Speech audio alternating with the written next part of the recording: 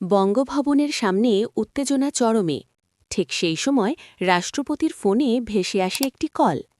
কে করেছিলেন সেই ফোন, আর কি এমন বলেছিলেন নাহিদ ইসলাম, যা নিয়ে এখন সরগরম পুরো রাজনৈতিক অঙ্গন। আজ জানব পুরো ঘটনা। বাংলাদেশের রাজনৈতিক অঙ্গনে নতুন করে আলোচনার জন্ম দিয়েছে বঙ্গভবনের সাম্প্রতিক বিক্ষোভের ঘটনা। সেই বিক্ষোভ চলাকালে রাষ্ট্রপতিকে সরাসরি ফোন করে গুরুত্বপূর্ণ বার্তা দেন নাহিদ ইসলাম। কে ছিল সেই কথোপকথন, কেনই বা পরিস্থিতি এতটা উত্তপ্ত হয়েছিল? আজকের প্রতিবেদনে থাকছে বিস্তারিত। সম্প্রতি রাজধানীর বঙ্গভবনের সামনে উত্তেজনাকর পরিস্থিতির সৃষ্টি হয়। বিভিন্ন রাজনৈতিক কর্মসূচি ঘিরে সেখানে বিক্ষোভ শুরু হয়। আইনশৃঙ্খলা বাহিনী সতর্ক অবস্থানে ছিল। পরিস্থিতি যেন নিয়ন্ত্রণের বাইরে না যায় সে বিষয়ে প্রশাসন ছিল তৎপর। এই সময় আলোচনায় আসে তরুণ রাজনৈতিক মুখ নাহিদ ইসলাম। বিক্ষোভের মধ্যেই তিনি রাষ্ট্রপতিকে সরাসরি ফোন করেন বলে জানা যায়।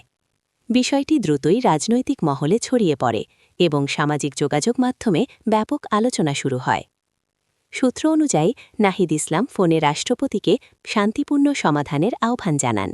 তিনি বলেন, গণতান্ত্রিক পরিবেশ বজায় রাখতে সংলাপই হতে পারে সবচেয়ে কার্যকর পথ। তিনি জোর দেন যেন কোনো প্রকার সহিংসতা না ঘটে এবং সাধারণ মানুষের নিরাপত্তা নিশ্চিত করা হয়।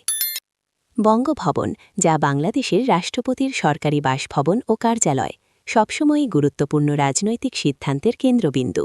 এমন স্থানে বিক্ষোভ হওয়ায় বিষয়টি আরও স্পর্শকাতর হয়ে ওঠে। বিশ্লেষকদের মতে এ ধরনের সরাসরি যোগাযোগ রাজনৈতিকভাবে তাৎপর্যপূর্ণ, কারণ সংকটময় সময়ে আলোচনার উদ্যোগ নেওয়া ভবিষ্যৎ রাজনীতির জন্য ইতিবাচক বার্তা দেয়। রাজনৈতিক বিশ্লেষকরা বলছেন, তরুণ নেতৃত্বের পক্ষ থেকে সংলাপের আহ্বান নতুন বার্তা বহন করে। দেশে যখন উত্তেজনা বাড়ছে, তখন সহনশীলতা ও আলোচনার সংস্কৃতি শক্তিশালী করা প্রয়োজন। অন্যদিকে বিরোধী দলীয় কিছু নেতাকর্মী দাবি করেছেন, বিক্ষোভ ছিল গণতান্ত্রিক অধিকারের অংশ। তারা বলেন, জনগণের দাবিদাওয়া তুলে ধরতেই এই কর্মসূচি পালন করা হয়। তবে প্রশাসনের পক্ষ থেকে জানানো হয়েছে, নিরাপত্তা নিশ্চিত করতেই প্রয়োজনীয় ব্যবস্থা নেওয়া হয়েছিল। সামাজিক মাধ্যমে নাহিদ ইসলামের ফোনালাপ নিয়ে নানা মতামত দেখা যাচ্ছে। কেউ বলছেন এটি দায়িত্বশীল পদক্ষেপ, আবার কেউ বলছেন এটি রাজনৈতিক কৌশল। তবে এখনও আনুষ্ঠানিকভাবে পুরো কথোপকথনের বিস্তারিত প্রকাশ করা হয়নি। রাষ্ট্রপতির দপ্তরের পক্ষ থেকেও এ বিষয়ে সীমিত মন্তব্য এসেছে। তারা জানিয়েছেন, দেশের স্বার্থে সবসময় শান্তি ও স্থিতিশীলতা বজায় রাখাই অগ্রাধিকার। রাজনৈতিক অঙ্গনে এখন প্রশ্ন, এই ঘটনার প্রভাব আগামী দিনে কতটা পড়বে? এটি কি নতুন কোনো রাজনৈতিক সমীকরণের ইঙ্গিত, নাকি সাময়িক উত্তেজনার একটি অধ্যায় মাত্র?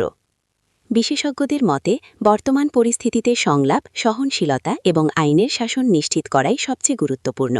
যে কোনো ধরনের সহিংসতা দেশের ভাবমূর্তি ক্ষুণ্ণ করতে পারে। সবশেষে বলা যায়, বঙ্গভবনের বিক্ষোভ এবং নাহিদ ইসলামের ফোনালাপ দুটি বিষয়ই এখন আলোচনার কেন্দ্রবিন্দু।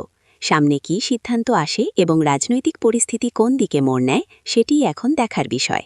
আপনারা এ বিষয়ে কী ভাবছেন, মন্তব্য করে জানাতে পারেন। সর্বশেষ আপডেট পেতে আমাদের সাথেই থাকুন।